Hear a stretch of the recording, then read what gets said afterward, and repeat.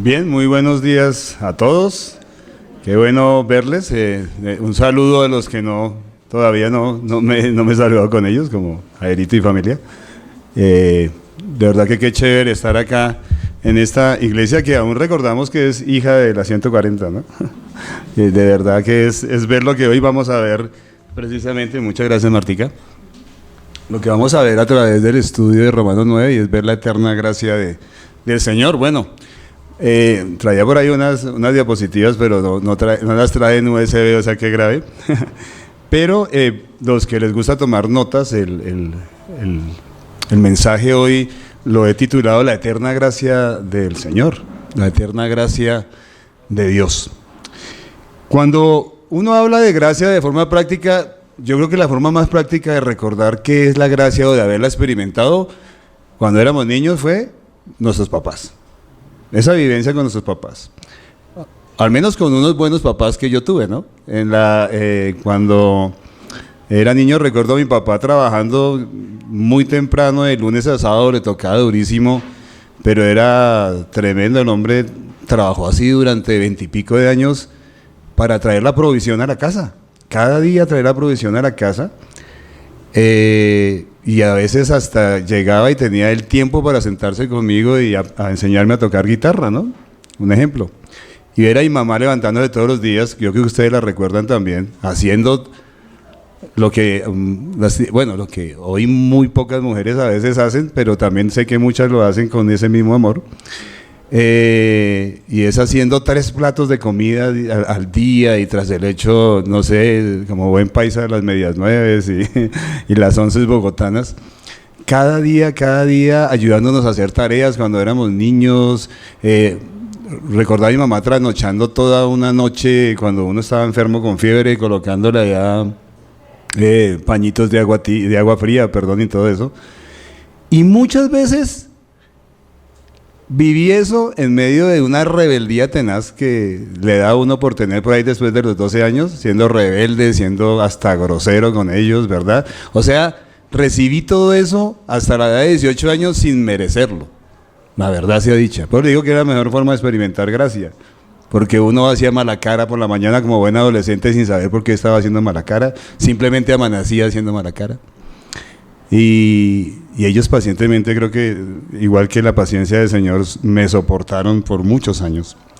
Entonces creo que yo vi esa provisión y ese amor y esa gracia y esa misericordia de la cual hoy han hablado ustedes, cada uno de los que aquí compartieron al tiempo la cena, a través de las canciones, esa gran misericordia del Señor y esa gracia infinita la pude recibir de niño, y creo que muchos de nosotros la recibimos de una forma práctica a través de nuestros padres para poder dimensionar entonces la gracia que Dios nos ha dado, ¿verdad?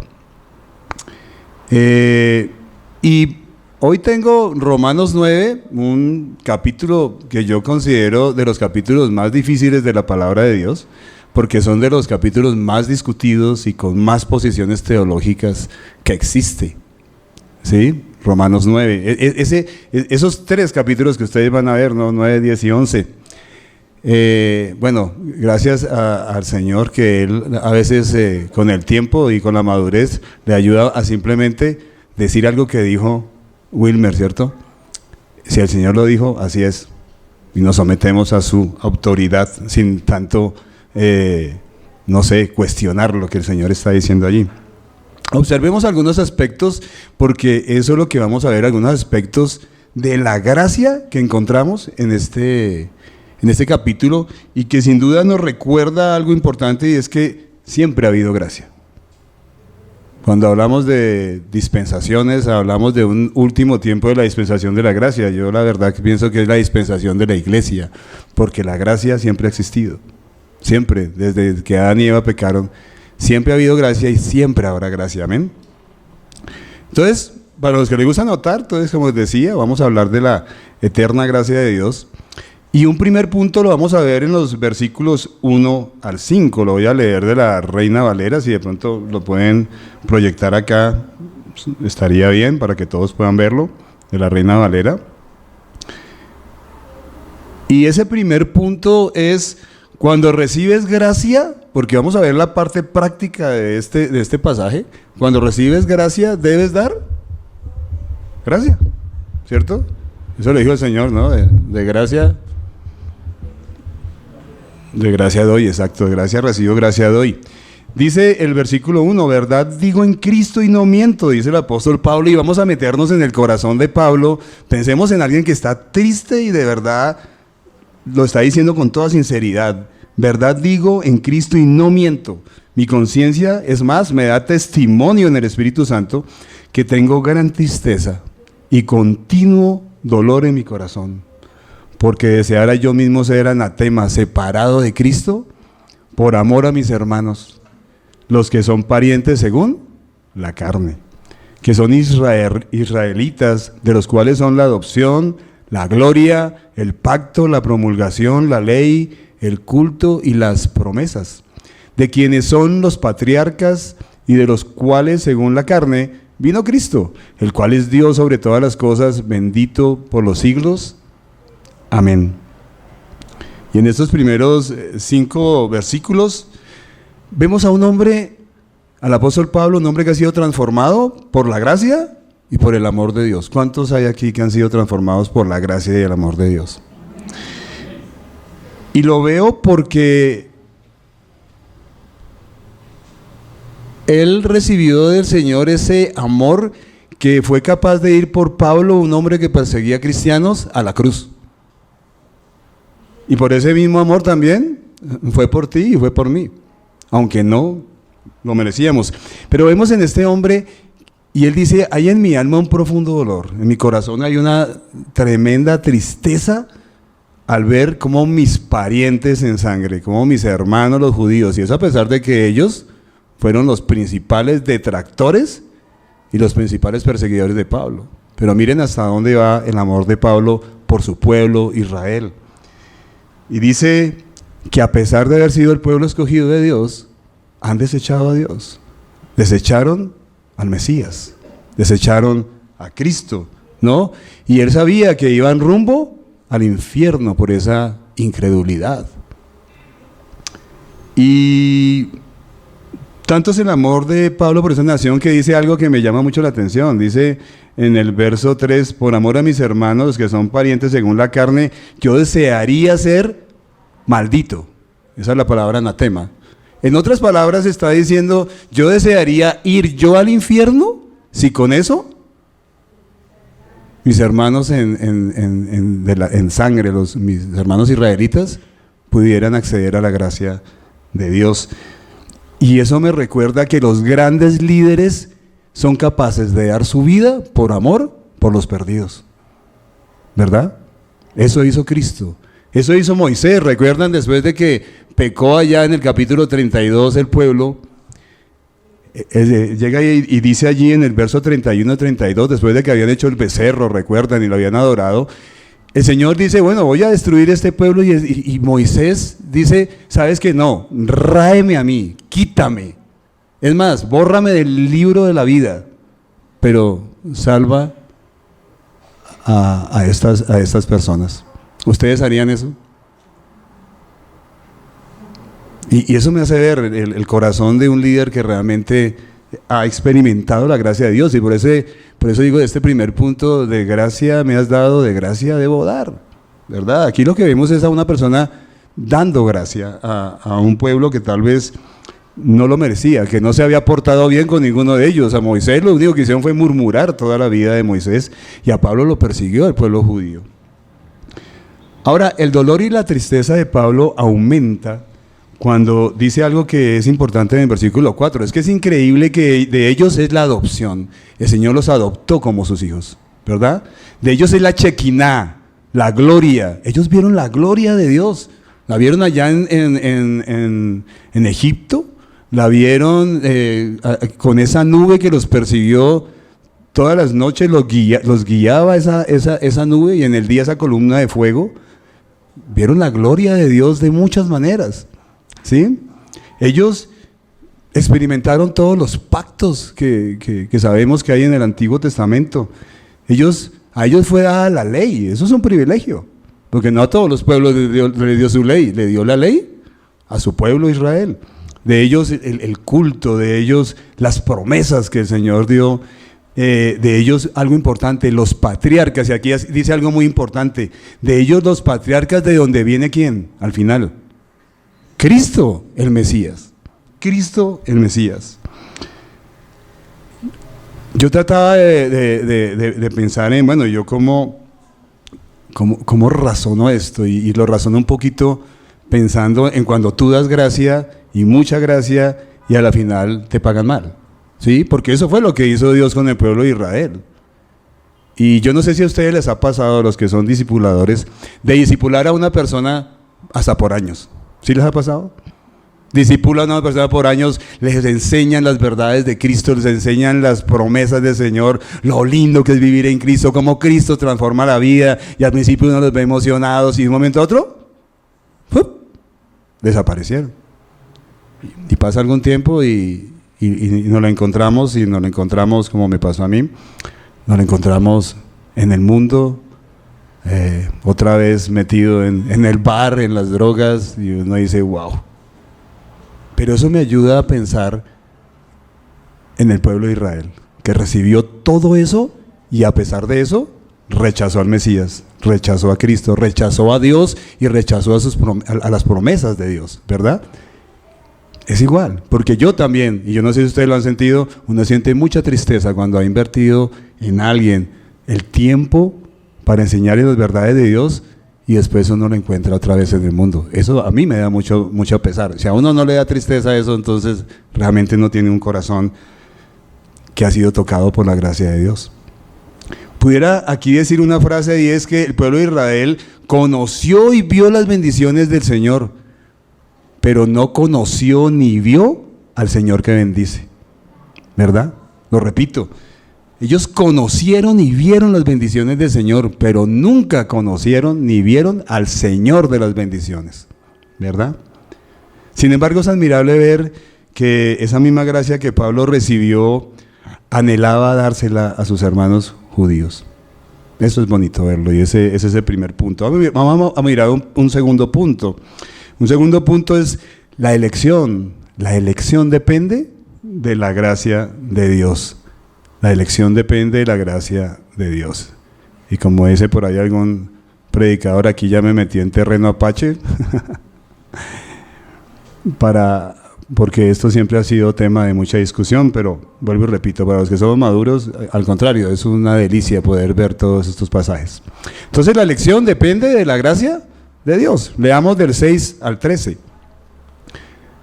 Dice, no que la palabra de Dios haya fallado, porque no todos los que descienden de Israel son, que quede bien aprendido esto acá, ¿no? Bien leído. No todos los que descienden de Israel son israelitas, ni por ser descendientes de Abraham son todos hijos, sino en Isaac te será llamada descendencia. Esto es, no los que son hijos según la carne son los hijos de Dios, sino los que son hijos según la promesa son contados como descendientes.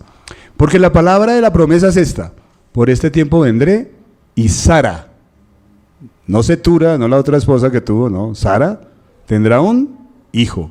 Y no solo esto, sino también cuando Rebeca concibió de uno, la esposa de Isaac, nuestro padre, pues no habían aún ni nacido, ni habían hecho aún ni bien ni mal, para que el propósito de Dios conforme a la elección permaneciese, no por las obras, sino por el que llama. Se les dijo, el mayor servirá al menor. Y el verso 13, tremendo versículo, como está escrito, a Jacob amé, pero a Esaú aborrecí. Parece que alguien le preguntaba a Pablo, o se preguntaba, y es más, hoy día también se preguntan, o sea que la palabra de Dios les falló, fracasó, les falló al pueblo de Israel, ¿sí? Esa promesa no se hizo real, y no les pido que vayan allá, simplemente que me escuchen, pero vamos a mirar la promesa, Génesis 17, 7 al 8. Le dice el Señor a Abraham, y estableceré mi pacto entre mí y entre ti, y tu descendencia después de ti en sus generaciones por pacto perpetuo, para ser tu Dios, y el de tu descendencia después de ti, y aquí hay algo tremendo, dice, y te daré a ti y a tu descendencia después de ti la tierra en que moras, toda la tierra de Canaán en heredad perpetua, y seré el Dios de ellos. Y seré el Dios de ellos. Génesis 17, 7 al 8. Y entonces Pablo, ante esa pregunta, ¿no? La repito, o sea que Dios le falló al pueblo de Israel. Dios falló la promesa, lo que había prometido. Y él responde, es que no todos los que dicen llamarse israelitas son israelitas. Y vamos a ver 3 razones por qué. Y ahí las expone precisamente, no solamente este pasaje, sino todo el capítulo 9. Primero, si alguien decía soy un hijo de Abraham desde el punto de vista de la promesa que ya citamos, solo se cumplía si eran ¿qué? Descendientes directos de Isaac y de Jacob.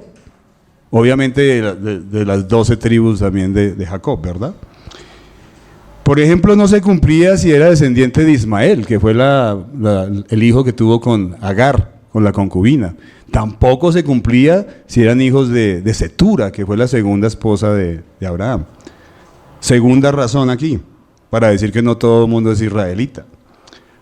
Alguien podría decir, desciendo de Abraham y desciendo de Jacob, soy de una de las tribus de Jacob, ¿verdad? Pero surge una pregunta, ¿era un creyente genuino? ¿Con una fe verdadera del Señor? Eso lo vamos a ver ahorita mucho más adelante en los versos 30 al 33. ¿Tenía esa misma fe que tuvo Abraham, la cual dice la palabra de Dios allá en Génesis 15, 6, que su fe le fue contada por justicia? ¿Tenían esa misma fe? Porque es interesante ver en el Nuevo Testamento y sobre todo en Juan 8, cuando hay un encuentro entre los fariseos y Jesús, que ellos dicen y alegan, nosotros somos hijos de Abraham, ¿recuerdan? ¿Y recuerdan qué le respondió el Señor? Ustedes son hijos del diablo y los deseos de su padre anhelan hacer, ¿sí? Y él les dijo, si fueran hijos de Dios me estarían escuchando realmente y me estarían entendiendo. Mire cómo esto va de la mano. Por esa razón, porque ellos pensaban que como cumplían rigurosamente la ley ceremonial, porque yo creo que la ley moral nunca la cumplieron, pero como cumplían rigurosamente la ley ceremonial, pensaban que con eso ya el Señor los reconocía como hijos de Abraham. Así que eso es muy parecido a hoy día, ¿no? No todo el que dice que es cristiano es un verdadero cristiano. Aplica igual. Pero hay una tercera razón, y la encontramos acá, en la palabra de Dios, ahí en esos versos que leímos del 6 al 13, de la cual depende la segunda razón, la que estábamos hablando de la fe, ¿sí? Y aunque han sido discutidas por todos los grandes teólogos de este mundo, y además por cada persona que se pregunta, ¿por qué? Yo no entiendo esto, ¿verdad? Algo sí es cierto y lo dice la palabra. Dios elige, Dios escoge, Dios llama al que quiere. ¿Y para qué lo llama? Para desarrollar sus planes y sus propósitos. Amén. Y al que quiere, llama. Eligió a Noé para salvar a 8 personas del diluvio. Eligió a Moisés para liberar al pueblo de Israel, liberarlo de Egipto. Escogió a Gedeón, alguien tímido que no quería saber nada, casi que podríamos decir que cobarde, pero a él lo eligió y en él se glorificó para liberar también a Israel. Y así escogió a muchas personas, y cuando uno se pone a mirar a cada uno de esos personajes, realmente no les encuentra como las características para uno decir por qué lo escogió a él. No fue por realmente algo que mereciera. En el verso 10, observen, verso 10, dice, y no solo esto, hay un y no solo esto, o sea, hay algo que está agregando lo que está diciendo, está añadiendo algo, y no solo esto, dice, sino también cuando Rebeca concibió de uno de Isaac, nuestro padre, y más adelante en el 12 dice, se le dijo, el mayor servirá al menor, y en el 13, como está escrito, a Jacob amé, mas a Esaú aborrecí. Es decir, no solo es verdadero israelita por descender de Abraham, hay una condición más importante, ¿sí? Que yo llamaría una decisión soberana de Dios algo de lo que habló Wilmer hoy en el tiempo de la cena. Y muestra también la gracia de Dios en el Antiguo Testamento. Aquí hay gracia, ¿sí? Dios elige a los que han de ser suyos y los elige sin siquiera mirar de antemano si sus obras en el futuro fueron buenas o fueron regulares o malas, ¿verdad? Es una elección llena de gracia, no es por méritos. Porque ahí dice que Esaú y Jacob ni siquiera habían nacido. Porque hay algunos que dicen, no, es que de pronto es que el Señor miró desde aquí, desde la eternidad, que Jacob iba a ser mejorcito que Esaú, ¿verdad? Y un día Jacob lo iba a escoger a él, o sea, el que escoge es Dios o el que escoge es el hombre. No, dice que de antemano, de mucho antes el Señor simplemente dijo, el mayor servirá al menor, y a Jacob voy a amar y a Esaú voy a aborrecer. ¿Sí? ¿Difícil de entender? Claro, yo no digo que esto es fácil, sí, para nada, pero sin embargo desde el Antiguo Testamento eso ya estaba escrito, en Malaquías 1, 2 al 3, 1, 2 al 3, lo pueden ver, Malaquías 1, 2 al 3 dice lo mismo, a Jacob amé, pero a Esaú aborrecí.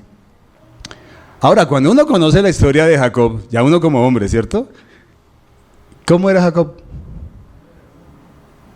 Es más, su mismo nombre, ¿qué significaba? Engañador, mentiroso, siempre hacía alguna jugada para tumbar al otro, hasta su tío que le salió, que también lo tumbó, ¿no? O sea, recibió lo mismo, al final de la historia también lo resultó tumbando igual, ¿cierto? Bueno, aunque seguramente Dios estuvo allí para protegerlo y para bendecirlo, ¿no? Pero es una prueba que Dios no eligió a Jacob por méritos, para nada, y a nosotros tampoco. Porque si uno se pone a mirar lo que uno ha sido, yo no sé por qué me escogió a mí y por qué me miró a mí en su soberana gracia. Quisiera finalizar este punto con una anécdota jocosa del siglo pasado, donde se nos dice que una vez después de que Charles Spurgeon predicó sobre Romanos 9, una señora se le acercó airada. Le dijo, yo no entiendo por qué Dios aborreció a Esaú. Y Spurgeon le dijo muy tranquilamente, no, yo sí entiendo. Lo que no entiendo es por qué escogió a Jacob. Y es real. Bien. Vamos a mirar un tercer punto. Hasta ahora llevamos 2 punticos, ¿no? Si tú has recibido gracia, dad gracia, ten compasión por los perdidos, como lo tuvo Pablo. En ese segundo punto vimos que la elección soberana de Dios requiere de gracia. Hay gracia en la soberana elección de Dios, porque ninguno lo merecíamos. Tercero, su gracia, o la gracia de Dios, es motivada por su amor y su misericordia. La gracia de Dios es motivada por su amor y por su misericordia. Vamos a leer 14 al 18. ¿Qué pues diremos? ¿Que hay injusticia en Dios? Siempre Pablo hacía ese tipo de preguntas. Recuerdan que él usaba una literatura o un tipo de escritura donde usaba una figura que era la ironía, ¿no? ¿Qué pues diremos? ¿Hay injusticia en Dios? Y él mismo responde, en ninguna manera. Pues a Moisés dice, tendré misericordia del que yo tenga misericordia y me compadeceré del que yo me compadezca. Así que no depende del que quiere. Por ahí en la Nueva Versión Internacional dice del que desea, ni del que corre, en la Nueva Versión Internacional dice del que obra, sino de Dios que tiene misericordia. Porque la Escritura dice a Faraón, para eso mismo te he levantado, para mostrar en ti mi poder y para que mi nombre sea anunciado por toda la tierra, de manera que de quien quiere tiene misericordia y al que quiere endurecer, endurece. Otra vez, ¿difícil de entender esto? Surge una pregunta que incluso le surge a los cristianos, porque además le surge, pues obviamente a los que no son cristianos. ¿Cuál es la pregunta? Ay, eso es muy injusto, ¿cierto que sí? Me parece una injusticia de Dios. ¿Sí? Y eso es lo que está diciendo a él. Eso es lo que está diciendo allí, él mismo respondiendo. ¿Qué diremos? ¿Hay injusticia en Dios? ¿Verdad? Y Pablo responde, no, para nada. ¿Sí? Si el Señor hubiera impartido justicia, ¿qué hubiera pasado? Jacob y Esaú se hubieran ido al infierno y todos nosotros, por ahí mismo, si es que fuera por justicia, ¿no? Y Pablo pasa a explicar que lo que movió al Señor, ¿sí?, a elegir a Jacob fue misericordia. Mire que repite mucho la palabra misericordia allí, por eso me llama la atención que hoy hasta las canciones iban como de la mano, ¿no? Porque para siempre Dios tu misericordia es incomprensible, dice, como el mar, como del cielo a la tierra, muy grande, no la podemos dimensionar. Pero Dios no le impartió a Jacob, en este caso, no le impartió justicia, le impartió misericordia. Es más, en este pasaje uno ve tres atributos de Dios que los encontramos en Efesios 2, del 1 al 10. ¿Cierto? Ahí hay tres atributos que los encontramos allí en Efesios 2, 1 al 10. Ustedes recuerdan Efesios 2, 1 al 10, cuando dice que todos estábamos muertos en nuestros delitos y pecados. Pero hay un pero, después de que dice que andábamos conforme a este mundo, conforme al príncipe de las tinieblas, dice, pero hay un pero. Y en ese pero que inicia desde el versículo 4 hasta el verso 10, dice que Él nos amó, que tuvo misericordia y que nos dio gracia.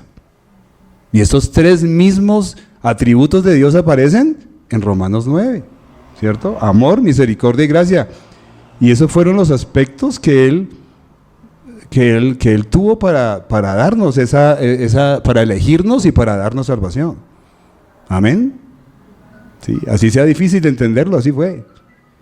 Ahora, cuando dice que no depende del que quiere ni del que corre, y yo creo que ustedes ya han estado aquí estudiando este libro ya por un buen tiempo, los primeros 8 versículos, quiere decir que Dios escogió a Jacob no mirando su deseo de agradar a Dios, porque nunca lo tuvo. Si ustedes se pueden mirar, en un principio no lo tuvo, ¿verdad? Nunca ve uno en la vida de Jacob cuando engañó a Esaú y engañó a su padre Isaac, que haya tenido un deseo de agradar a Dios. Es más, creo que ustedes ya en Romanos 3 dijeron que no hay justo ni aún uno. Y entre todas esas características dice, y nadie busca a Dios. Y eso es cierto. Es que la religión no significa que uno esté buscando a Dios. Uno está buscando es hacer puntos. Sí, eso es lo que hace la religión. Dice, por eso no depende del que desea o del que quiere, porque nunca lo va a desear, ni depende del que corre, o sea, el que hace obras, porque por obras nadie se salva, porque son obras de carne. Son obras de carne. Son obras donde la gracia de Dios no está allí incluida para nada, ¿no? Y por eso es que inmediatamente introduce ese tema de Faraón cuando dice, igual yo al que quiero endurecer, endurezco, y del que quiero tener misericordia, tengo misericordia. ¿Y para qué lo hago? Me gusta mucho lo que dice ahí el verso 18. ¿Para qué lo hace? Verso 17 dice, para que mi nombre sea anunciado por toda la tierra. Y es verdad. Recordemos, Faraón endureció su corazón, ¿y qué fue lo que el Señor demostró? Poder. Las 10 plagas de Egipto. Sacó a su pueblo. Demostró que Él era ese libertador. Abrió el mar en 2, ¿verdad? ¿Gracias a qué? A que este hombre endureció su corazón y bueno, cada vez que decía que no, el Señor se glorificaba. Y glorificaba su nombre, y para eso, ¿y quién lo endurecía? Dios mismo. Por eso digo que cuando Dios salva o elige, o incluso cuando endurece, lo hace de acuerdo, no al Tin Marín de dos pingües, ¿no? No es así como alguna doctrina por ahí lo dice, ¿no? Como que el Señor ya está eligiendo, a ver, este se va para el infierno y este para el cielo. No, así no es. Él simplemente elige con un plan y un propósito, no es al azar, ¿verdad? Leamos un pasaje aquí largo, del 19 al 29, y miramos un cuarto punto. Y es que la gracia de Dios es soberana. Amén. Pero me dirás, ¿por qué? Pues inculpa, o sea, ¿por qué me está echando a mí la culpa? Porque ¿quién ha resistido a su voluntad? Mas antes, oh hombre, ¿quién eres tú para que alterques con Dios? ¿Dirá el vaso de barro al que lo formó, ¿por qué me has hecho así? ¿O tiene potestad el alfarero sobre el barro para hacer de la misma masa, o no tiene, perdón, para hacer de la misma masa un vaso para honra y otro para deshonra? ¿Y qué? Si Dios, queriendo mostrar su ira y hacer notorio su poder, soportó y soporta con mucha paciencia los vasos de ira preparados para destrucción, y para hacer notorias las riquezas de su gloria, las mostró para con los vasos de misericordia que él preparó de antemano para gloria, a los cuales también ha llamado hago puntuación bien, a los cuales también ha llamado, esto es, a nosotros, no solo de los judíos, sino también de los gentiles. Como también en Oseas dice, y ahí se refiere a los gentiles, llamaré pueblo mío al que no era mi pueblo, y a la no amada, amada. Y en el lugar donde se les dijo, vosotros no sois pueblo mío, allí serán llamados hijos del Dios viviente. Y refiriéndose a los judíos, versículo 27, también Isaías clama tocante a Israel: si fuere el número de los hijos de Israel como la arena del mar, tan solo el remanente será salvo, porque el Señor ejecutará su sentencia sobre la tierra en justicia y con prontitud. Y como antes dijo Isaías, si el Señor de los ejércitos no nos hubiera dejado descendencia, como Sodoma habríamos venido a ser, y a Gomorra seríamos semejantes. Bueno, decía, la gracia de Dios es soberana. Aquí hay otra persona y le está preguntando lo mismo a Pablo, o le está recriminando a Dios, ¿verdad? ¿Por qué Dios me llama a cuentas? ¿O por qué me va a inculpar? Tal vez estaba pensando allá en el juicio del trono blanco, ¿verdad? ¿Por qué me va a inculpar por no haber respondido a su llamado si no me llamó? Eso es más o menos, ¿cierto? Si no me llamó, ¿por qué me llama a rendir cuentas? Esa es una pregunta que hasta los cristianos se preguntan. ¿Por qué? Pues lo digo porque una vez estuvimos hasta las 2 de la mañana en un grupo de oración debatiendo esto, ¿sí? Donde habían cristianos como en un parte y unos defendiendo la soberanía de Dios, ¿verdad? Y otros diciendo, no entiendo, me parece injusto. Si no me llamó, ¿por qué me llama a cuentas? ¿Sí? Pero la respuesta de Pablo es sencilla y clara, y necesitamos de lo que dijo Wilmer. Gracias ya me adelantaste ahí un pedazo. Cuando uno no reconoce autoridad, cuando uno no sabe qué es su misión, y más ahora en este mundo que estamos viviendo donde nadie se somete a nadie, por eso es esta globalización que hay y todo este tema de las elecciones y toda esta guerra que hay, que a la final es como una guerra, es porque no hay ningún sometimiento a autoridad. Hemos visto cómo se ha degradado cada vez más eso, y no es de ahora, vea, es de hace años. A la policía la respetas mucho menos hoy. Lo que diga un presidente siempre va a ser basura, ¿cierto? Lo que diga un papá o una mamá ya no vale nada. O sea, nadie quiere autoridad. Y yo creo que esta pregunta nace de un corazón rebelde, más que de un corazón que se somete a la voluntad de Dios, ¿verdad? La respuesta de Pablo es sencilla, porque dice, ¿y tú quién eres? ¿Y tú quién eres para reclamarle algo a tu hacedor, al que te hizo, al que te creó? ¿Tú quién eres? E inmediatamente coloca la ilustración del alfarero, ¿verdad? Pero antes de hablar de esa ilustración del alfarero, yo quisiera que recordáramos una parábola. No vamos allá porque seguramente nos vamos a alargar mucho, pero si quiere buscarla, búsquela, y está en Mateo 21 al 16, y es la parábola del señor de la viña, ¿recuerdan? Y los jornaleros. Recuerden que el señor de la viña salió temprano. El señor de la viña está aquí representando a Dios. Salió temprano y buscó unos jornaleros para trabajar en su viña, a las 6 de la mañana, a las 9, y les dijo, bueno, les voy a pagar lo de un día de trabajo, un denario, eso era un día de trabajo. Después salió como a las 9 de la mañana y contrató a otros y dijo, vayan que yo les pago lo justo, lo que es justo. A las 12 del día salió y contrató a otros, les dijo lo mismo, a las 3 de la tarde, y a las 5 de la tarde más o menos fue y contrató a los últimos.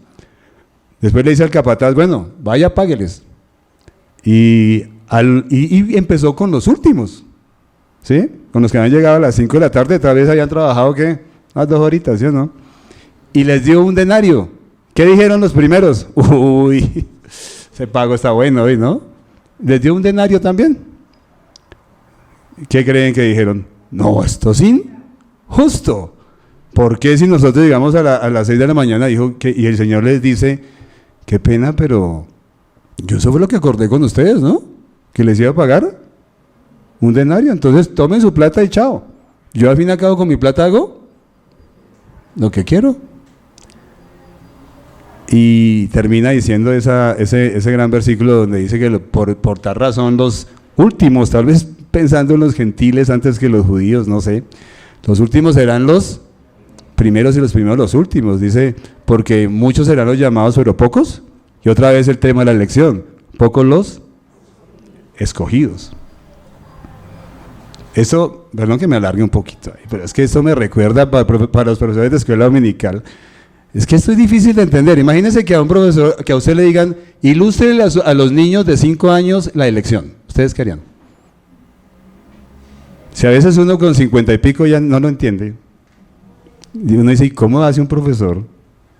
Pero cuentan la historia de un profesor que trató de explicarle a 5 niños de 7 años la elección. Entonces dijo, mostró $1 y dijo, ¿este dólar de quién es? Dijo, pues suyo, profesor, ¿se lo puedo dar al que quiera ahorita de ustedes? Dijo, claro, eso es su plata. Y él llegó y lo metió en un sobre y se lo dio a un niño. Pero cuando se lo dio, los otros dijeron, ¿y por qué a mí no? Pero el chinito que lo había recibido les dijo, ustedes dijeron que era la plata de él y me la quiso regalar a mí, ¿qué? ¿Sí o no? Después llegó y sacó 3 sobrecitos más con $1 cada uno y se lo dio a los otros 3 niños. ¿Qué creen que dijo el 5.º niño? Eso ya es discriminación, ¿verdad? Porque les dio a ellos y cada uno traía $1. Pero de pronto saca otro sobre y se lo da al niño que faltaba y habían $10. ¿Y los otros pudieron decir algo? Se quejarían de para adentro, pero no pudieron decir más porque habían dicho que la plata era de él.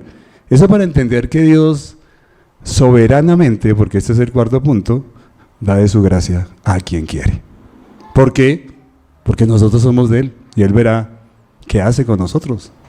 No tenemos nada de qué llamarle la atención. No somos quienes para reclamarle al Señor. Lo que Él hace con su creación, Él verá qué hace. Él puso la tierra donde lo quiso poner y a Marte donde lo quiso poner y uno nunca le está diciendo por qué no puso a Marte donde estaba Júpiter. No, Él lo puso donde quiso. Y entonces muestra al alfarero, donde dice el alfarero tiene barro, ese barro es de él, y él de ese mismo barro puede hacer una vasija, donde haga un florero muy bonito, pero de ese mismo barro puede hacer la cesta de la basura. Pero es el barro de él. ¿Cuándo ha escuchado que el barro se queje? ¿Por qué me hiciste así? Y esa será una eterna discusión, porque aquí en el tema de así como Dios elige, también nos va a llamar a cuentas. Porque eso es lo que está diciendo. ¿Por qué me va a llamar a cuentas? Pues el Señor como soberano te elige, pero también llama a cuentas. ¿Por qué? Porque es soberano. Y cuando uno no entiende soberanía, que era lo que hablaba Wilmer, cuando uno no entiende autoridad, cuando no se somete, nunca va a poder entenderlo. Por eso es que el que no se somete a autoridad jamás estará en autoridad, porque no lo puede entender. ¿Sí? En los versos 22 y 23, otra vez vemos manifestada la gracia del Señor en no creyentes y en creyentes, porque dice allí en los versos 22 y 23, si lo recuerdan, en el 22 hablando de los no creyentes dice, ¿y qué si Dios queriendo mostrar su ira y hacer notorio su poder soportó con mucha paciencia los vasos de ira preparados para destrucción? El Señor soporta pacientemente y nos soporta hoy pacientemente no a nosotros, pero sí a los que no han creído en Él, y no los ha destruido todavía, porque aunque están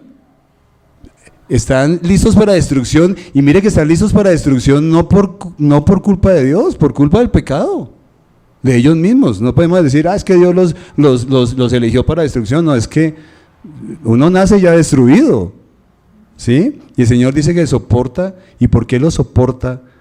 Porque un día Él va a mostrar su ira y va a mostrar su eterno poder. Estos son los resultados principales de la búsqueda. Muchas gracias. Me está ayudando aquí en San Google. ¿Sí? Ya me hizo perder este hermano. Dios mío. Bueno, esa es la tecnología, ¿no? No, decía, un día el Señor va a manifestar su poder y su ira en ellos, claro. Es el día del juicio. Pero cuando habla de los creyentes, dice, pero a mí me gusta ver la gracia de Él, porque Él no los ha destruido. ¿Por qué? Por gracia, por su misericordia. Y en el 23, hablando de los creyentes, y para hacer notorias las riquezas de su gloria, las mostró para con los vasos de misericordia que Él preparó de antemano, y ahí está el propósito, para gloria. Nosotros hemos sido elegidos, hermanos, en vez de estar preguntándonos por qué lo hizo, debiéramos estarle dando gracias y agradeciendo, Señor, yo no soy nadie, gracias que me elegiste, ¿para qué? Para tu gloria. Y eso vamos a verlo como un reto al final. Realmente estamos viviendo una vida agradecida en Dios, en cada aspecto de nuestra vida, allá donde tú estás trabajando, allá en tu universidad, en la calle, cuando manejas, en tu matrimonio, como hijo, como padre, como esposo, como esposa. Estamos viviendo y estamos dando la gloria a Dios por lo que Él hizo, que yo ni lo merecía, ¿verdad? Por esa gracia y esa misericordia y ese amor extraordinario que me eligió de antemano, sin tener en cuenta lo que yo era. Eso debiera llenar nuestra boca de un aleluya, ¿verdad? Eso debiera ser. Pablo cita 4 pasajes ahí para darle fuerza, obviamente, para tener una base bíblica de lo que está diciendo. Porque es lo que nos está mostrando a través de todo esto, vuelvo y repito, que la gracia del Señor siempre ha existido. Que esa gracia la dio sobre su pueblo Israel y la sigue dando sobre nosotros. La sigue dando, siempre. Y Pablo cita 4 pasajes del Antiguo Testamento, 2 de Isaías, para hablar de los israelitas, el 10:22 al 23 y el 1:9, para demostrar que esa gracia de Dios estuvo sobre el pueblo y está sobre el pueblo de Israel. Porque dice que por esa gracia guardó a Israel de no ser destruido como Sodoma y como Gomorra. O sea, ¿él qué hizo? Guardó un remanente, o sea, a unos pocos, a un porcentaje pequeño, el Señor lo eligió y lo guardó. ¿Para qué? Para no destruir al pueblo de Israel. Pero el pueblo de Israel, sin lugar a dudas, estaba listo para estar igual de destruido como Sodoma y como Gomorra. Yo me pongo a preguntarme, hermanos, yo creo que este mundo, igualmente, el que estamos viviendo, donde tú puedes abortar a tu hijo a las 24 semanas, este mundo que estamos viviendo donde una mujer se puede casar con el gato o con el perro. Ayer se casó una con ella misma. Se amaba mucho seguramente. A uno le da risa, pero es ver la degradación, ¿verdad? A que estamos llegando tan tenaz. Cada día es peor. Yo ya no puedo pensar como cristiano, me tengo que pensar como la nueva ideología de género con respecto a género. Yo soy el abusivo si les digo algo, pero ellos no son abusivos imponiéndome su ideología a mí, ¿verdad? Así estamos. Cada día estamos peores. Cada día es más, si uno fuera un buen creyente tal vez votaba en blanco, ¿saben? Sí, porque yo no entiendo, y entiendo menos a los que van a votar por cierto personaje, ¿sí? Que está a favor de todo esto que estoy diciendo. No lo entiendo, pero es que así estamos, porque la degradación moral ha tocado la iglesia y cada vez estamos peores. Pero yo creo que el Señor no ha destruido este mundo por lo mismo que no destruyó a Israel, porque recuerden que primera de Pedro dice que este mundo será destruido como por fuego, igual que Sodoma y Gomorra. Pero yo pienso que ese remanente, nosotros, los verdaderos creyentes, los que amamos al Señor, los que agradecemos la gracia de Dios y estamos dando la gloria de Dios, que la gente a través de nosotros puede ver a Cristo en nuestra vida, es por esa razón que este mundo no ha sido destruido todavía, por el Espíritu Santo que mora en nosotros. Amén. Y después, habían 2 versículos para los gentiles, Oseas 2:23 y 1:10, que profetizaba que esa gracia del Señor iba a tocar a los gentiles, ¿verdad? Y de los cuales, como dice Efesios 2:12, ¿recuerdan lo que dice? Bueno, vayamos a Efesios 2:12 porque sí lo quiero ver. Porque quiero ver que nosotros, los gentiles, no teníamos las super bendiciones de gracia que tenía Israel, ¿sí? Pero Dios en su gracia nos las quiere dar. Mire lo que dice Efesios 2:12, dice: en aquel tiempo estabais sin Cristo, alejados de la ciudadanía de Israel, ajenos de los pactos de la promesa, sin esperanza y sin Dios en el mundo. Así andábamos nosotros.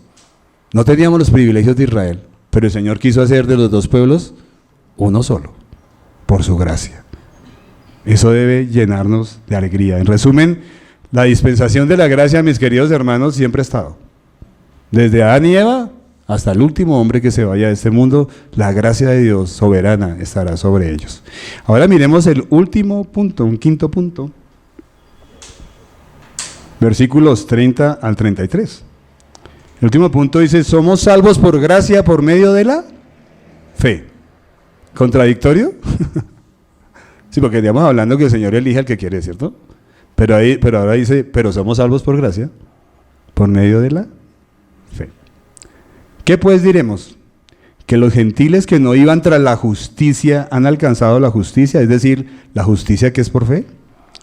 Mas Israel, que iba tras una ley de justicia, no la alcanzó. ¿Por qué?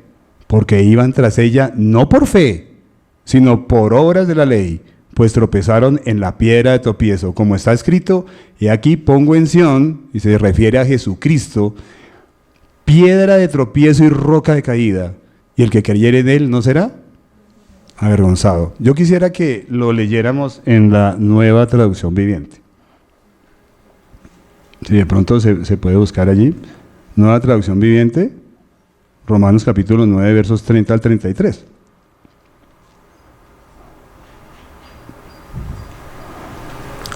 Pablo dice, bueno, ¿qué significa todo esto que acabé de exponer? Desde el versículo 1 hasta acá. Dice, ¿qué significa todo esto? Aunque los gentiles no trataban de seguir las normas de Dios, fueron declarados justos a los ojos de Dios, y eso sucedió por medio de la fe, porque confiaron en Dios. Pero los hijos de Israel, que se esforzaron tanto en cumplir la ley para llegar a ser justos ante Dios, nunca lo lograron, porque no es por obras. ¿Por qué no? Porque trataban de hacerse justos ante Dios por cumplir la ley en lugar de confiar en Él. Tremendo esto acá. Y tropezaron con la gran piedra en su camino, que es Cristo. Dios se los había advertido en las Escrituras cuando dijo: pongo en Jerusalén una piedra que hace tropezar a muchos, una roca que los hace caer, pero todo el que confíe, el que crea en Él, jamás será avergonzado. Qué bonito, ¿no? ¿Cuántos hay acá que han confiado en Dios y en su promesa y que han confiado en su Hijo Jesucristo? Pablo termina ese capítulo preguntando qué significa todo esto que he expuesto. Bueno, que los gentiles que no conocían nada, ni disfrutaban nada de las bendiciones del pueblo de Israel, confiaron en Él. Confiaron en Él y en su plan de salvación en Cristo. En cambio, los israelitas confiaron ¿en qué? En sus propios esfuerzos. Por eso decía, no depende del que desea, no depende del que corre, o sea, no depende del que quiere ni del que obra, sino del que cree, del que llama, dice allí. ¿Y quién llamó? Cristo, Dios Padre. Dice, en cambio, los israelitas confiaron en sus propios esfuerzos, confiaron en sus ritos, en sus obras, las cuales resultaron infructuosas, porque les faltó lo más importante, que era ¿qué? Confiar en Dios y creerle a Dios. Por eso es que cuando vino Jesucristo, hay un versículo, Juan 1:12, que dice: a los suyos vino, pero a los suyos no lo recibieron, no lo conocieron, no lo percibieron. ¿Por qué? Porque andaban concentrados en sus obras. Si ellos hubieran tenido esa fe, por esa fe hubieran podido reconocer al Mesías. Como algún día Pedro, después de mucho tiempo, Jesucristo pregunta: ¿ustedes saben quién soy yo? Y Pedro, en un momento de iluminación, ¿qué dice? Y motivado por la fe: tú eres el Cristo, el Hijo del Dios viviente, ¿verdad?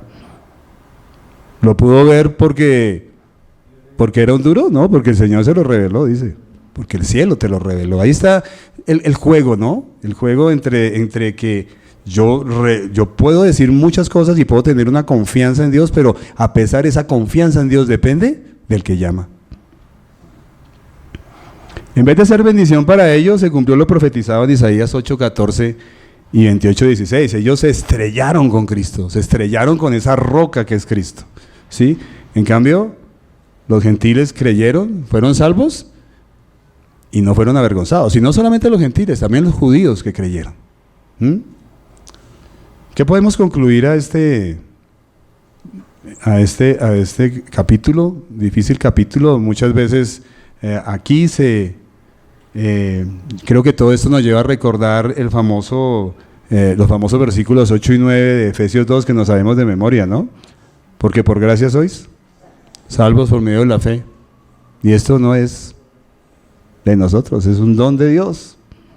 Es un regalo de Dios para que nadie, no es por obras, para que nadie se gloríe. Y aquí siempre nos llevaremos la misma contradicción que los teólogos se llevan. ¿Cómo al fin es responsabilidad humana o es soberanía de Dios? Yo simplemente digo, no sé, pero gloria a Dios que me escogió para creer en Él. Y gloria a Dios que puse mi fe en Cristo. Y por tal razón soy salvo y tendré una eternidad con Él. Gracias por la gracia de Dios que yo no merecía. Si hubiera sido justicia, estaría rumbo al infierno hoy. Amén. Entonces uno cuando mira eso, lo que dice, yo en vez de estar reclamando, tengo que estar dando es que, gracias. En vez de estar perdiendo el tiempo en eso, debería estar predicando la palabra de Dios y sentir ese dolor que sintió Moisés por su pueblo, que sintió Pablo por los israelitas que se estaban perdiendo, sentir ese dolor y proclamar el evangelio. ¿Sí? Y yo ahorita me preguntaba, yo le decía a Dios y le decía a mi esposa, oiga, a mí realmente me duele la gente que se pierde. ¿Será que yo sí tengo ese intenso dolor por las personas que se están perdiendo? Incluso miembros de nuestra propia familia de sangre. Realmente yo lo veo y digo, tenaz, ¿realmente siento ese dolor? Porque si no lo sentimos, pidámosle a Dios tener esa gracia para dar de esa misma gracia, que recordemos, la gracia que Él nos dio para dar de esa gracia, sentir ese dolor intenso como lo tenía Pablo por sus hermanos en sangre. Y tercero, vivamos nuestras relaciones impartiendo esa misma gracia, ¿verdad? Porque todos fallamos. Todos fallamos. Y uno no puede alejarse totalmente de los no creyentes, sino al contrario, debemos acercarnos a ellos, no compartir, obviamente, pero sí acercarnos a ellos con ese mismo amor que el Señor tuvo por nosotros, con ese amor sacrificado e impartirles de la gracia que Él nos dio. Amén. Dios, te doy gracias por este capítulo, Señor, que realmente se queda corto porque había mucho que hablar de Él, Señor. Pero gracias, Señor, porque tenemos algo claro y es que tú eres un Dios soberano. Y tu gracia es soberana y la impartes como tú quieres, Señor. Y gracias por que un día tocaste nuestra vida por tu Espíritu Santo y nos convenciste de pecado, Señor. Nos convenciste que estábamos alejados de ti, que sin ti estábamos perdidos rumbo al infierno, Señor. Gracias porque creímos en ti, porque te aceptamos y porque ahora eres nuestro Señor y nuestro Salvador. Gracias porque resucitaste y nos diste vida juntamente contigo, Señor. Ayúdanos, Señor, a tener ese mismo amor que tú tienes por los perdidos. Ayúdanos a proclamar el evangelio de gracia. Gracias te damos por esta iglesia, Señor de Orquídeas. Bendícela en tu precioso nombre.